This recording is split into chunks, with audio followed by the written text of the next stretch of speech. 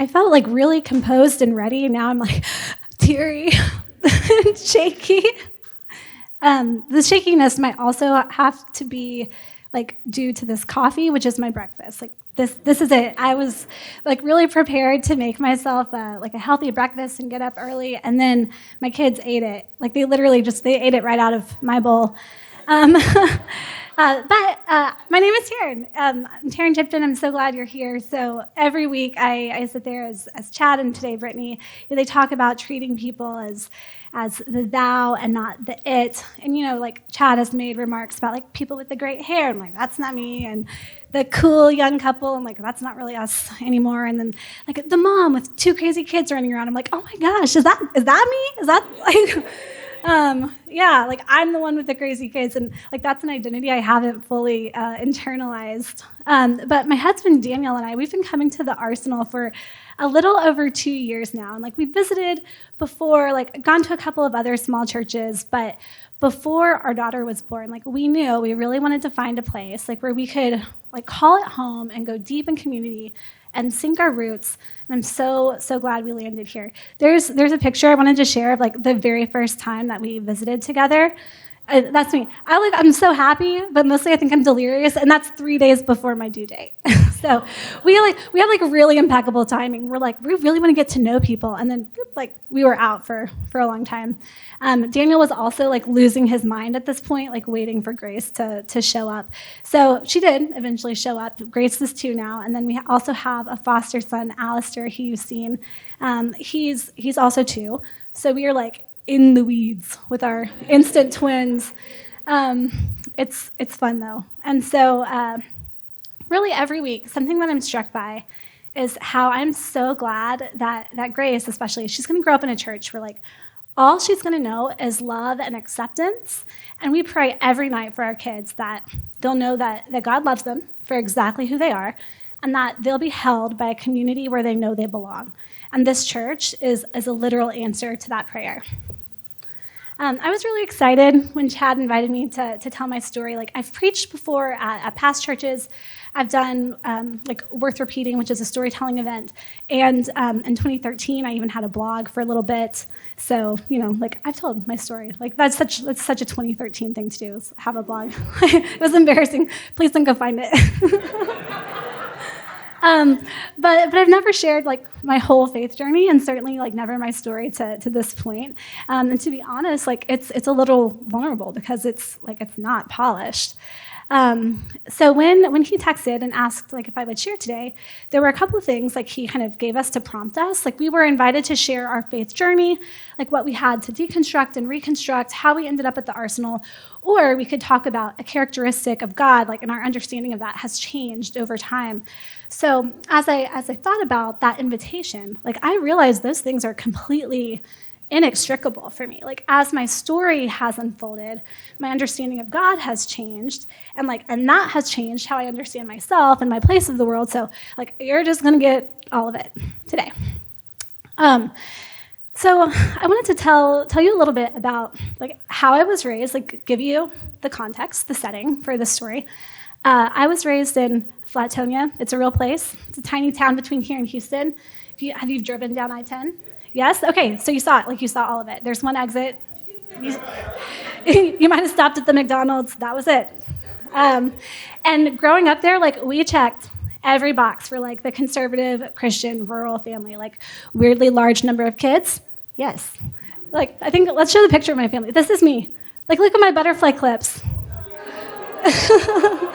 And I'm just holding the baby like a little single 12-year-old mom, like super parentified. We were homeschooled, so check, there's another one. Thankfully, you can see at least like we were marked safe from the like weirdly long denim skirts. Like we weren't that version of Christian homeschooling. And we also, we went to the Southern Baptist Church. And thank you to Nate. Like, you gave us a little primer on that last week. And that's my context, too. So if you were here last week, you know a little bit about where this might be going. So I had been baptized in the Catholic Church when I was a baby, but I was baptized again when I was 8. So I'm, extra saved, just in case. I was like deeply embedded in the youth group, like saturated in Christian music and the Bible study and the culture wars.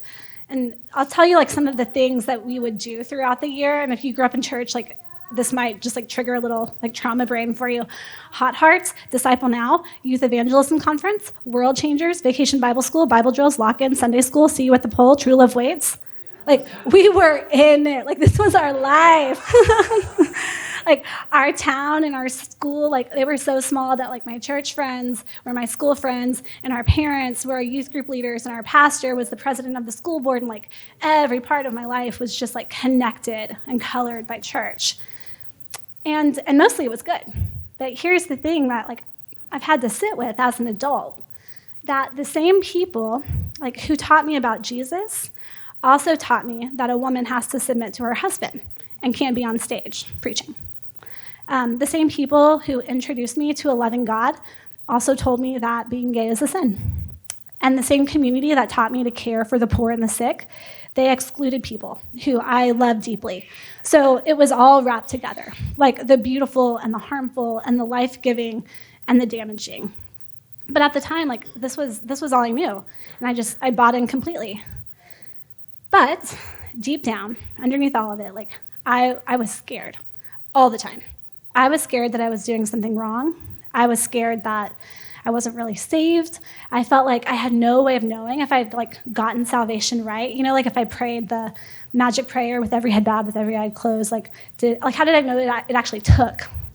And then every year, like, do y'all know the power team? The big, like, muscly guys with the, yeah.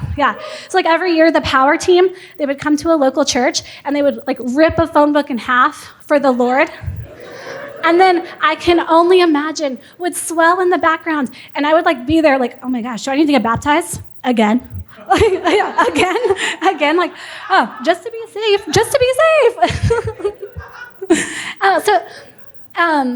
And I want to tell you a story, okay, about the thing that like I was really, really like most nervous about. Like I was scared about the rapture, and some of you were too. It sounds like in this very specific and visceral way. Once when I was a freshman in high school, like I came home after softball practice and I fell asleep on the couch. And when I woke up, the house was silent. Like you saw how many people are in my family. Like where were they? Well, obviously, they had been raptured. So I like wandered through the house like, Mom, like, so nervous, Dad. Like nothing, nobody was there. So like my genuine first thought was like, obviously it had happened. Like I was left behind. So like I ran outside in a panic, and I was like fully prepared for the tribulation and the horsemen and like the blood moon. But my family was on a walk.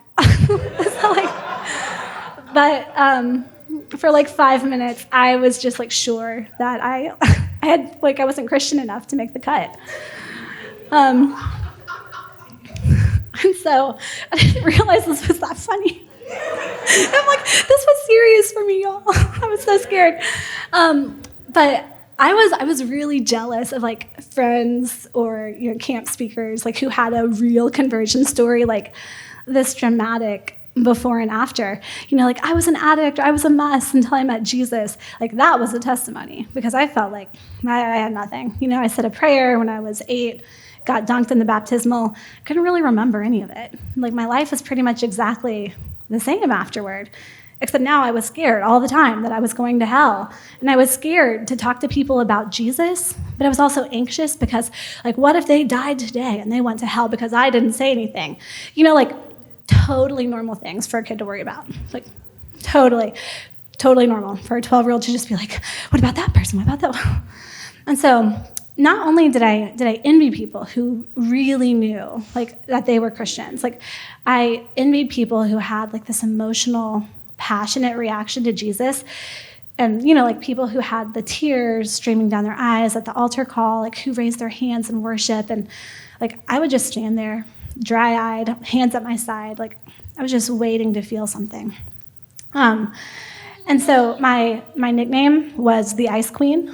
So, for a teenager at church camp, like that's just a real special thing to be called that, like to have that reputation as the Ice Queen. But listen, like I did. I loved my youth group and my community so much. And I put one of my favorite pictures of camp at me with my best friends who are still friends with me to this day. We always did like the messy day on the last day of camp. And like, that's me on the right. Like I have spam in my neck for the Lord. Like, what does this have to do? But like, this is just what my life was like and what I looked forward to every summer, being coated in shaving cream and like mustard. So gross. But like even in the middle of like all of this like joy and this fear and this mess, part of what was complicated for me is I felt like I was relating to all of the wrong people in the Bible. Like I wasn't Mary, I was Martha, like worried and resentful and feeling like I was doing all the work and like wondering why nobody was helping. I wasn't the prodigal son, like I was the older brother. I was responsible and obedient. I was doubting Thomas. I was the person who had like the heart of stone. I was the lukewarm church being spewed out of God's mouth. Like, cool. That's me. And yes, like I recognize now that I was taking all of those scriptures completely out of context and applying them literally to my little life. I know that now, but nobody was telling me that then. And on top of like all of that, the things that I was being taught, like it felt so intangible. Just give it to God. Ask Jesus into your heart. Listen for the Holy Spirit. Like what? Like I can give you my coffee, but I can't give this problem. It just didn't make sense to me. Like I didn't know how to do those things. But you know what wasn't intangible? Following the rules. I might not have been able to feel what I wanted to feel, but I knew like I could do the right thing. So I clung to that instead. If you're familiar with the Enneagram, I was like little Enneagram 1 in the making. So there's no partying, no dating, make good grades, volunteer, go to church, go to college, find a nice Christian guy, marry up. Like I knew exactly who was in and who was out, and I knew what I had to do and what I had to stay in. And I was safe. I was safe inside like this little bubble of legalism and this wholesome image that I had. But at night, like those fears and the questions and the doubts, like they were always there. And praying felt kind of empty. And it's like I was wearing a t-shirt with an itchy tag. Like even when I was thinking about something else, like this ill-fitting faith was like always there, like just scratching at the back of my mind, like reminding me that I wasn't enough. So that's how I grew up. But then after college, I got married and I moved to Shreveport, Louisiana, which I was not excited about. Like no one graduates from college and is like, Shreveport, that's where I'm headed. But I followed my husband there for medical school and, like found solace in the fact that it was only going to be 4 years. But what I didn't plan for was like actually really liking the city. And more than that, falling in love with the church that we found there. So it was different than what I'd grown up with. Like the community it felt really fun and authentic. And I understood like, this is truly a church family. And my questions and doubts were welcome instead of being swept under the rug. And it was like, what churchy people say? Like, these are my people, like we do life together. Like, it was actually true. I was really grateful for that. And I started to find a version of faith that actually fit, that made sense to me. I wasn't quite sure what I had been looking for, but I found it. And it was a faith that was bigger than being right. It was faith that was bigger than a personal salvation just for me and like some nebulous afterlife. Faith that was bigger than just keeping myself out of hell. And for the first time, I was introduced to this idea of shalom, like the world as God intended it, made right, made whole, like the idea that I could actually be part of that healing. And that was a version of faith that felt actually compelling, like bringing God's kingdom come and making things on earth as they are in heaven. So I started like reading and listening and having conversations that actually like made me excited to be a Christian again for the first time. And eventually like I stopped feeling like scared and anxious all the time about faith. And I was encouraged to step into leadership roles, and I did eagerly. The first woman I ever heard preach was me in that community when I was in my 20s. And deconstruction, I think, it's been a trendy word for the last decade or so, and I know for for so many people in this room, like that was a wrecking ball for you. It's something that upended everything at once. But for me, it was gentle and it was gradual, and it happened within the safety of a community that held me. And it was more like this replacing, like picking things up and deciding, do I keep it or do I let it go? And here's what I decided to keep. God is good, and faith communities are critical to creating a more just and beautiful world, and that love is always the point. I could hold on to that.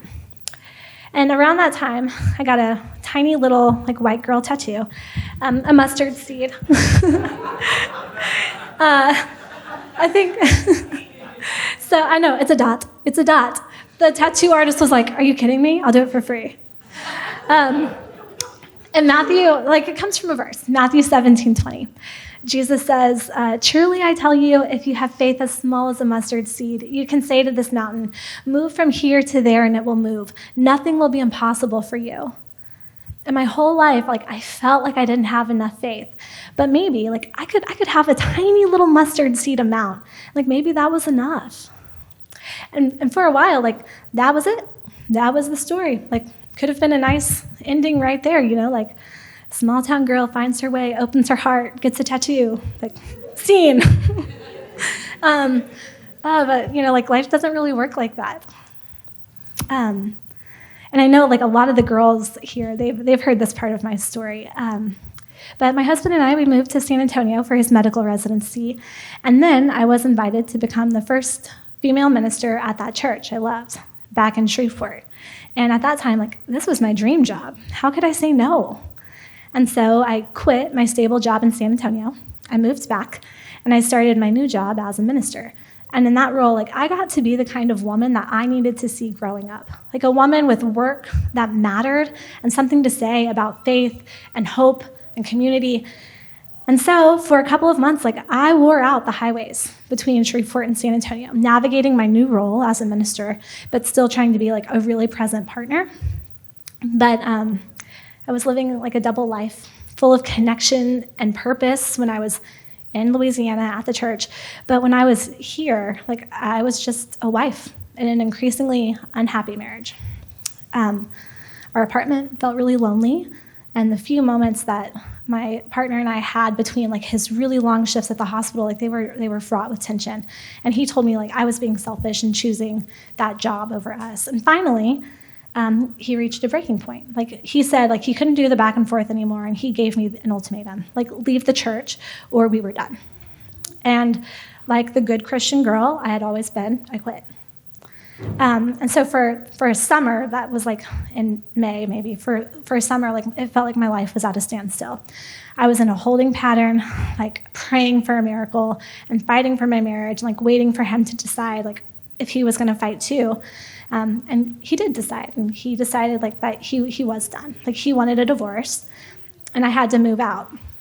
So think about the context in which I was raised and how this sat with me and the shame that I felt, and how this was never okay. It was never supposed to be part of my story. So I had to move out. I'd quit my job. I was unemployed. So I found myself churchless and jobless and spouseless and homeless, which is a sentence I never imagined myself saying into a microphone, or really anywhere. It was terrible. And it didn't stop there. So in that same season, my parents divorced and my mom moved away.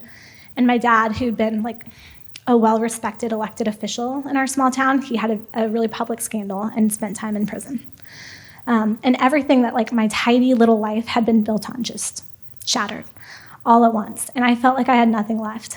And I was going through some old journals as I was thinking about my story. And from that time, I had a journal entry that's just one line, and it says, God is invisible and doesn't feel real. And so what do I do with that? Well, what I did with it was I booked a one-way flight to Spain. There are healthier ways, probably, to navigate that. But I was I've got to get out of here. So I told my family, maybe I would be gone for 3 weeks or for 3 months. I wasn't really sure, and I didn't have a plan, but I was just Like if I was going to be sad and apply for jobs, like I could do that while I drink sangria, like in a really pretty place.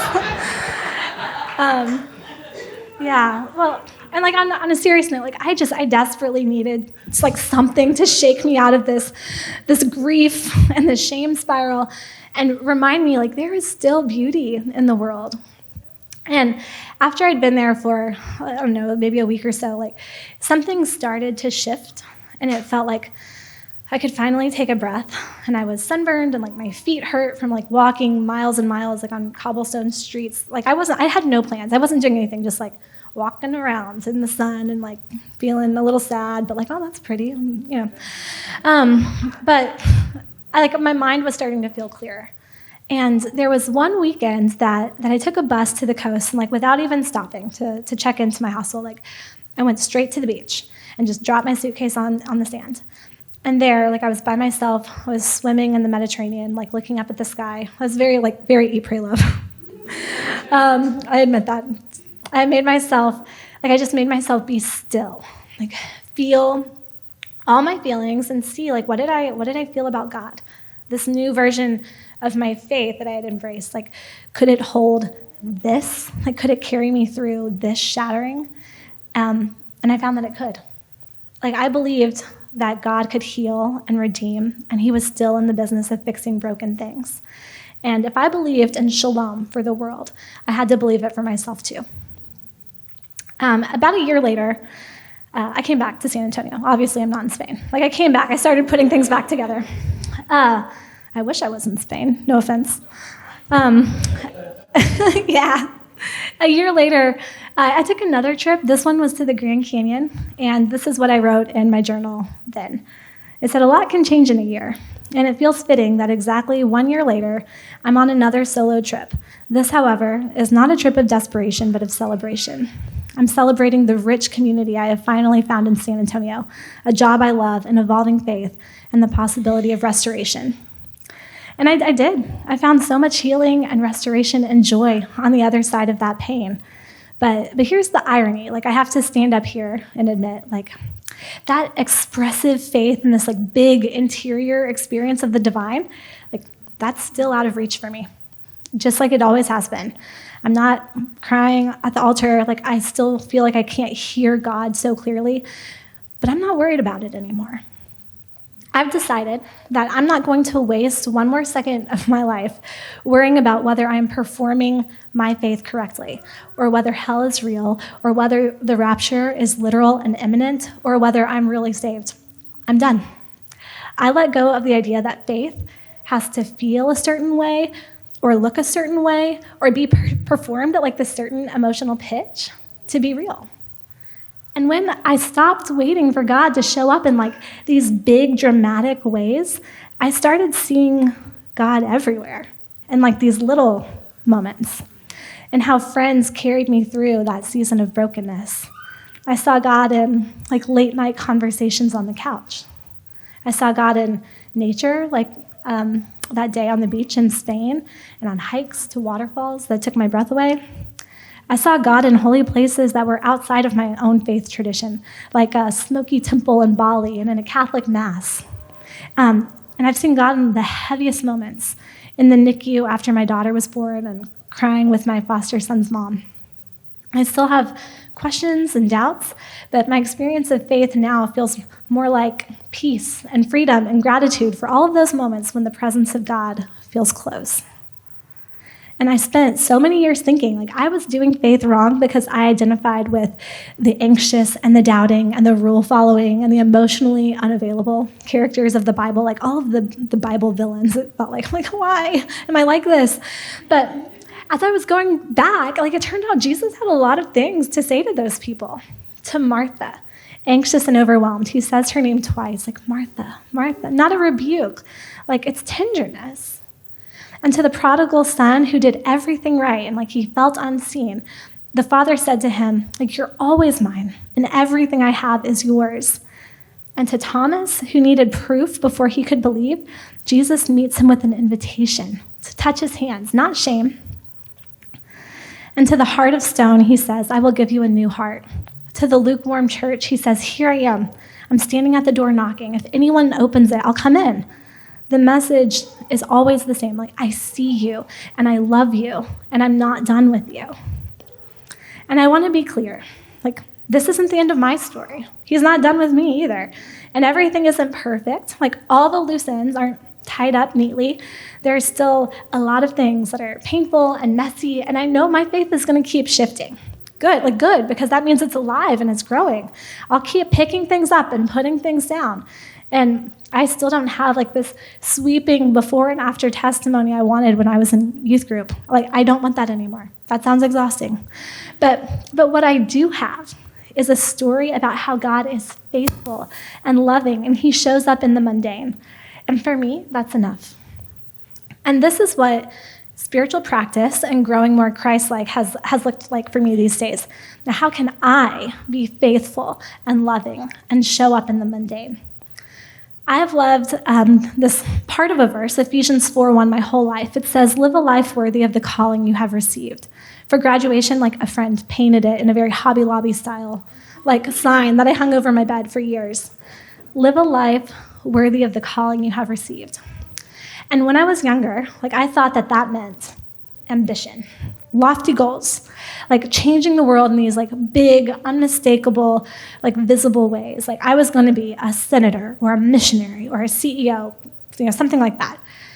But what if the calling that we have received is simply this, like, to experience God's love and to love others well in return, like to faithfully show up in these unglamorous and uninstagrammable ways.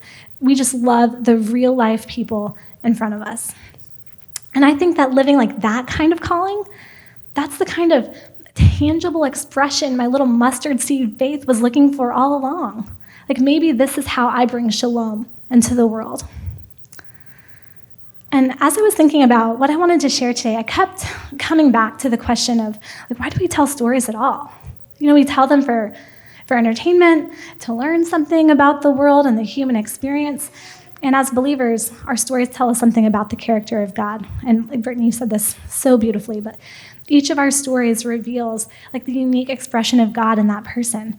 And we tell stories for ourselves too. Like, there's something healing about sharing the hard parts out loud instead of keeping them hidden, and telling our stories that helps us to make sense of what's happened to us. And I recognize that mine is not the only story set in this place. Each of us has one, and all around us, like, our neighbors are living a narrative that is as rich and as complex as ours is. And all of our stories are tied together. So I wish all of you were able to tell your story as part of the series, because each of you is a unique image bearer of God. And the more we listen to each other, the more we can understand who God is. So even if it's not on stage, I'd love to hear your story one day, and I hope I get to. So thank you. I love you guys so much.